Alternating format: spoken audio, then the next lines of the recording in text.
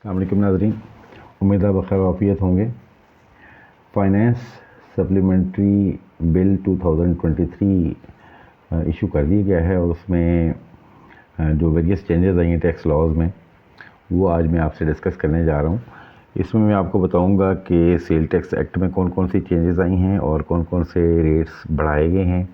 उसके अलावा income tax ordinance में क्या क्या चेंजेस आई हैं, और then we will discuss about changes made in federal excise act. तो चलिए स्टार्ट करते हैं। आईएमएफ की डिमांड के ऊपर न सिर्फ पेट्रोल की प्राइस बढ़ाई गई, पेट्रोलियम प्रोडक्ट्स की कीमत जो मैंने गुज़िश्ता वीडियो में आपसे शेयर किया, बल्कि उसके साथ साथ टैक्सेस में फ़र्दर इजाफा भी किया गया और एक बहुत बड़ा बोझ अवाम पे डाला गया है कि जो 200 से लेकर 270 बिलियन रुपीस का के नए टैक्सेस लगाए गए हैं।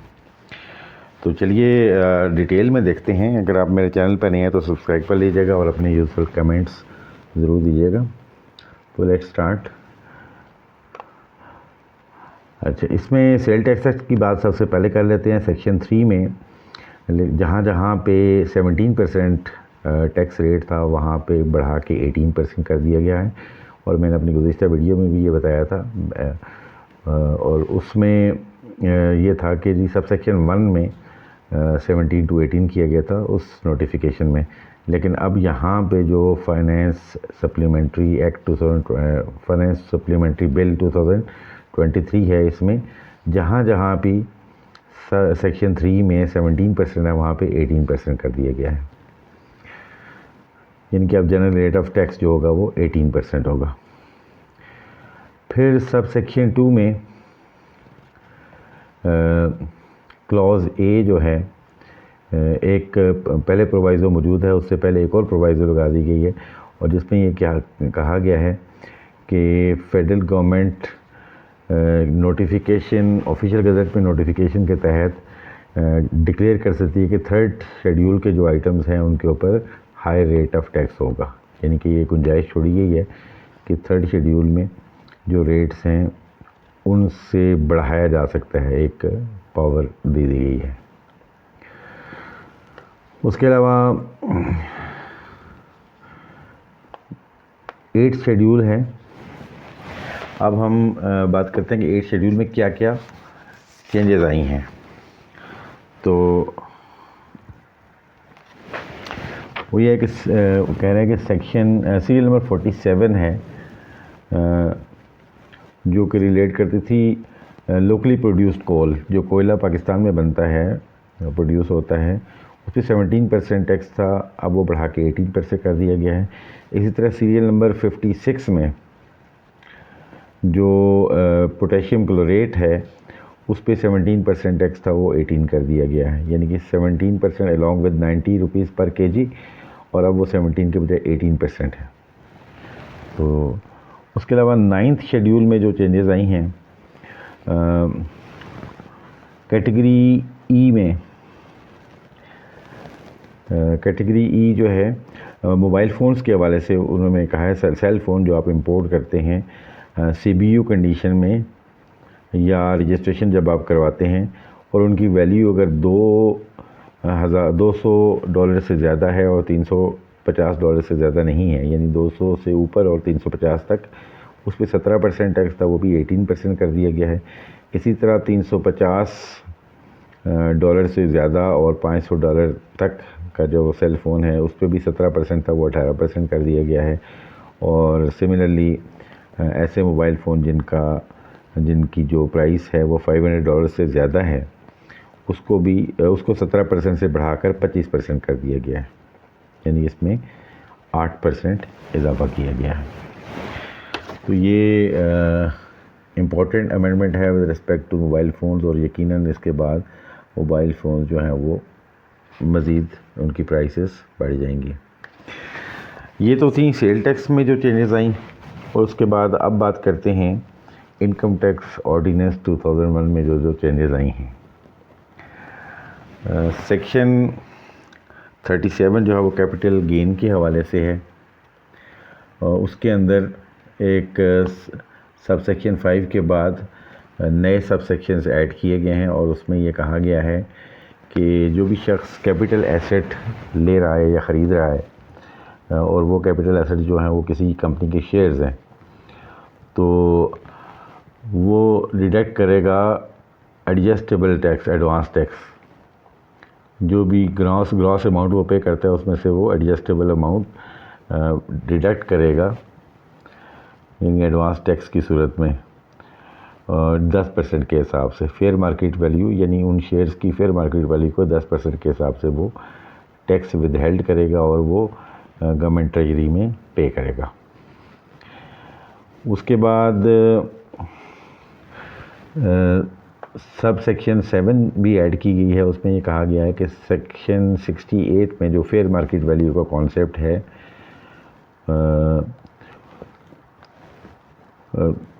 उसमें ये कहा गया shall be fair market value as the value of the share for the purpose of the sub section 6 shall be fair market value as prescribe for sub section 4 of section 101A without reduction of liabilities.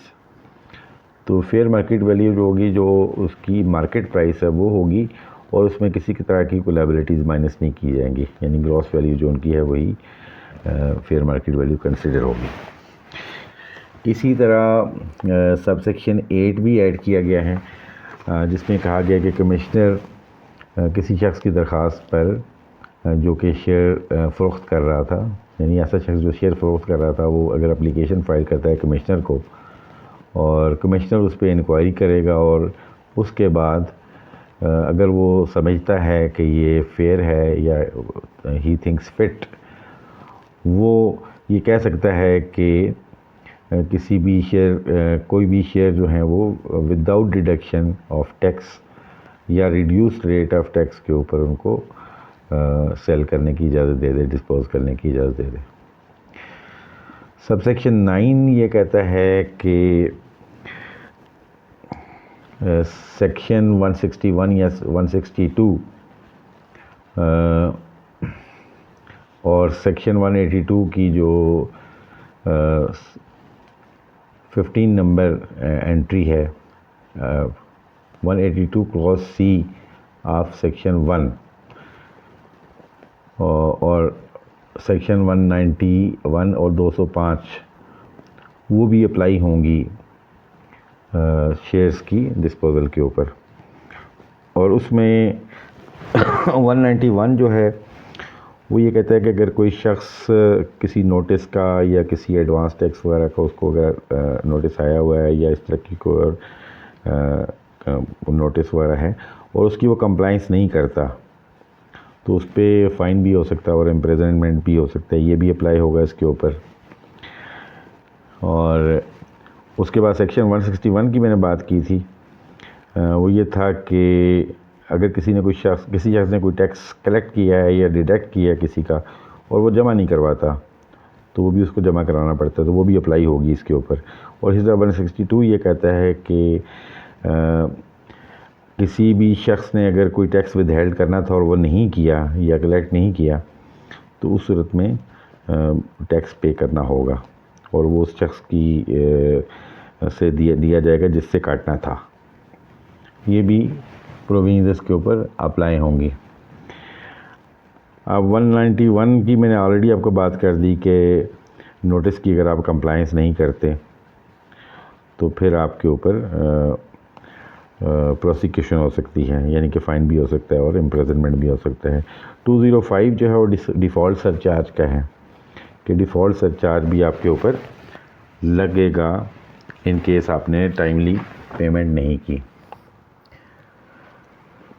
उसके बाद जो शख्स capital asset को dispose कर रहा होगा किसी भी कंपनी की शेयर्स, वो कमिश्नर को 30 दिन के अंदर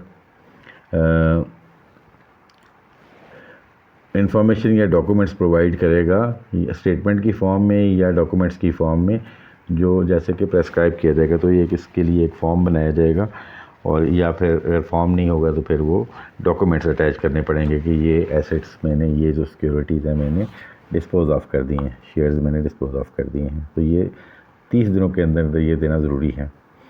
और कमिश्नर किसी भी शख्स को ये प्रोवाइज़ो है वो ये कह सकता है कि इंफॉर्मेशन या डॉक्यूमेंट्स या ये स्टेटमेंट जो है वो 30 दिनों से पहले भी प्रोवाइड करे। तो कमिश्नर के पास ये पावर है कि वो 30 दिनों से पहले भी रिक्वायर कर सकता है। तो उसके बाद है सेक्शन 37A। ये है capital gain on security disposal. इसके अंदर क्या चेंज आई है, एक प्रोवाइज़ो दिया गया है जिसमें ये कहा गया है कि ये सेक्शन जो है ऐसी डिस्पोजल ऑफ सिक्योरिटीज़ पे अप्लाई नहीं होगी जो रेगुलर स्टॉक एक्सचेंजेस में ट्रेड होती हैं। यानी वहाँ जाके अगर किसी ने किसी ब्रोकर के थ्रू उसको सेल किया है तो उस पे सेक्शन 37A अप्लाई नहीं होगी, और उस सूरत में सेक्शन 37 अप्लाई होगी। और उसके बाद 236CA advance tax on functions and gatherings. तो फंक्शंस गैदरिंग जो शादी की तकरीबात होती हैं और इस तरह के जो इवेंट्स होते हैं, वो एडवांस टैक्स अब उन पे लागू कर दिया गया है total amount of the bill के ऊपर। यानी टोटल जो बिल उसका बनेगा उसके ऊपर एडवांस टैक्स, चाहे वो मैरिज है, मार्की है, होटल है, रेस्टोरेंट है, कमर्शियल लॉन है, क्लब है या कम्युनिटी प्लेस है या कोई और ऐसी जगह जो कि इस तरह के फंक्शन के लिए इस्तेमाल की जाए, और इसके लिए जो रिस्ट्रिक्शन या लिमिटेशन या कंडीशंस होंगी वो प्रेस्क्राइब की जाएंगी। और उसके बाद उन्होंने ये कहा है कि अगर फूड सर्विस या कोई और फैसिलिटी प्रोवाइड की है किसी और शख्स ने, तो प्रेस्क्राइब पर्सन जो है जो वो एडवांस टैक्स पे करेगा, उसकी पेमेंट करते हुए एडवांस टैक्स विद हेल्ड करेगा, और वो एज़ पर फर्स्ट शेड्यूल। ये मैं रेट्स आपको अभी बताता हूँ, इस पर रेट्स क्या हैं। यानी कि अगर उसने किसी मार्की में किया, किसी होटल में, किसी लॉन में, किसी क्लब में, तो तब भी एडवांस टैक्स काटा जाएगा। और उसके अलावा उसने किसी और शख्स से, जैसे लोग कुक बुला लेते हैं और उससे पकवा लेते हैं, तो उस सूरत में भी उसको पेमेंट करते हुए भी पैसे एडवांस टैक्स पे करना ज़रूरी है। और ये जो एडवांस टैक्स होगा ये एडजस्टेबल होगा, अपनी रिटर्न में आप उसको एडजस्ट कर सकेंगे।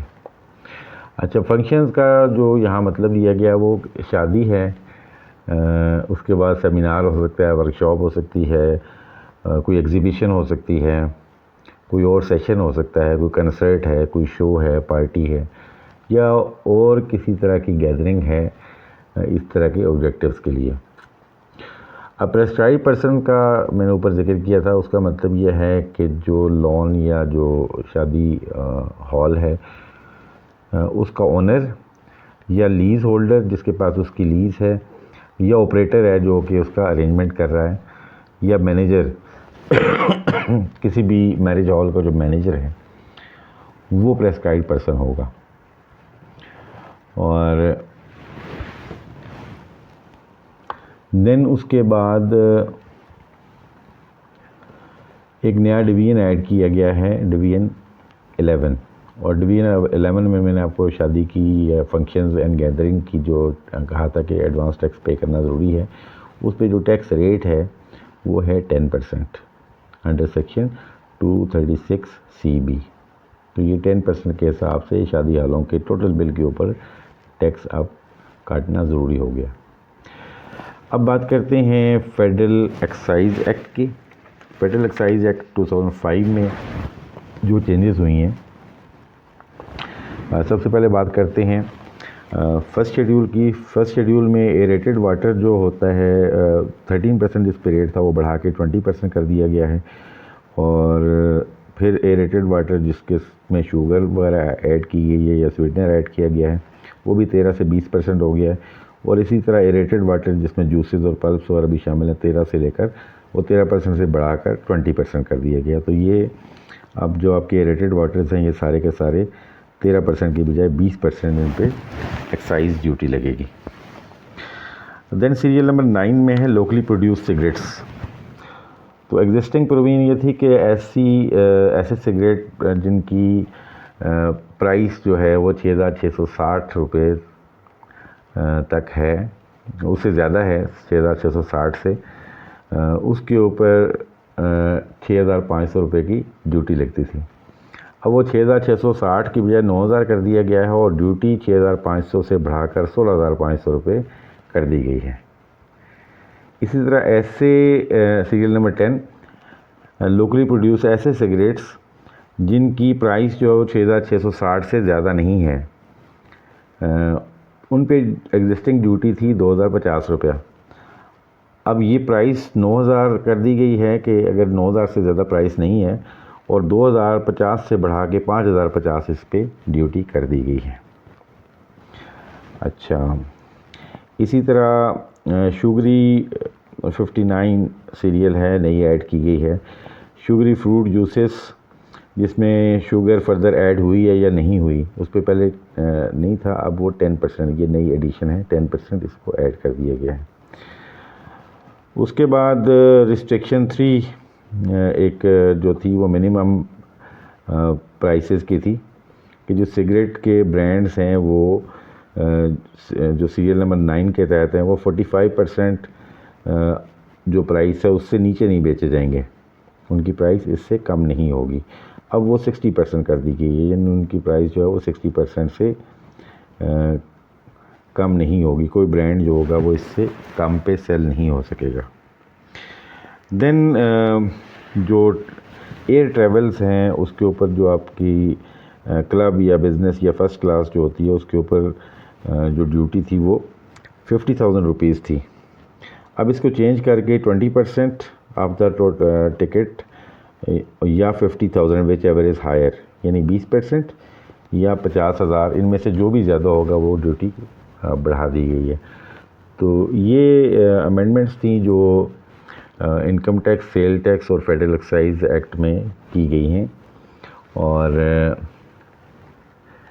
ये मकसद इनका ये था कि एडिशनल टैक्स कलेक्ट किया जाए और आईएमएफ के डिमांड्स को मीट किया जाए, ताकि जो हमारी लोन की नेक्स्ट इंस्टॉलमेंट है वो इशू हो सके। तो विद दिस और इसके साथ ही इन्होंने पेट्रोलियम की प्राइसेस भी इंक्रीज़ कर दी, और आने वाले दिनों में हमें लग रहा है कि जो बिजली की प्राइसेस हैं या गैस की प्राइसेस भी बढ़ा दी जाएंगी। तो इस तरह आईएमएफ की टोटल डिमांड्स जो है वो पूरी की जा रही हैं और आलमोस्ट हो चुकी हैं। तो अब ये है कि उम्मीद है कि आईएमएफ जो है उसके पास ज़ाहिर है अब कोई चारा कार नहीं है, उन्होंने सारी डिमांड्स मनवा ली हैं। तो अब यह है कि आईएमएफ की नेक्स्ट इंस्टॉलमेंट आने के इम्कानात हैं। तो आई होप कि ये वीडियो आपके लिए इन्फॉर्मेटिव होगी। हाज़िर होते हैं नई वीडियो के साथ, तब तक इजाज़त दीजिएगा। अल्लाह ने के बाद।